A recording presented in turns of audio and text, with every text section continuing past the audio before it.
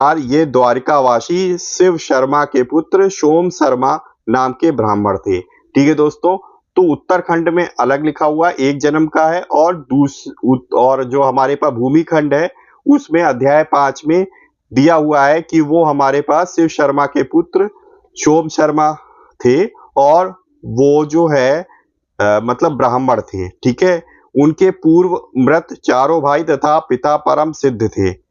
ठीक है, तो उनके जो पूर्व में उनके चारों भाई हुए थे वो मृत हुए थे, और वो चारों ही जो है और पिता सहित विष्णु जी के बहुत परम सिद्ध भक्त थे।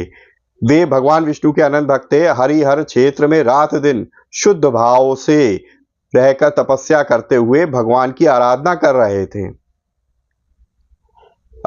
वे सदा भगवान की आराधना में क्या होते थे, लीन रहते थे और कभी सोते नहीं थे। वे सभी आशा तृष्णाओं का त्याग कर योग आसन पर बैठे रहते थे। संयोग की बात थी कि जब अंतिम समय आ गया था, उसी समय दैत्यों की टोली वहां से निकल रही थी, तो और उनको जो है विघ्न डालने लगी। दैत्यों के भयानक शब्द जैसे ही उनके कान में पड़े तो उनकी क्या हो गई, मृत्यु हो गई।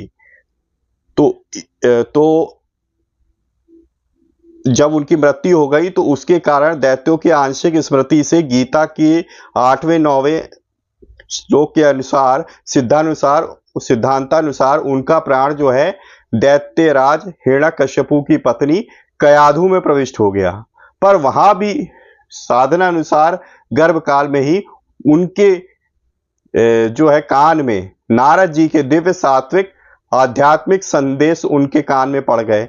ठीक है, जब वो उन्होंने सुना तो वो क्या हो गया, पूर्व जन्म के भी उन्होंने जो भी साधनादि कर्म किए थे वो उनको याद आ गए, और उन जन्म के बाद उन्होंने नरसिंह के साक्षात दर्शन और उनकी पूर्व कृपा भी प्राप्त हुई। कहीं कहीं इनको सहलाद होना भी कहा गया है, और दूसरे जन्म में इनको प्रहलाद होना लिखा है। यह और उनकी माता का नाम कमला था। मतलब कि प्रहलाद नाम से जब ये जन्म लिया इन्होंने हिरण्यकश्यपु के घर में, उससे पहले एक जन्म हुआ था जहां पे इनका नाम सहलाद था और इनकी माता का नाम कमला था।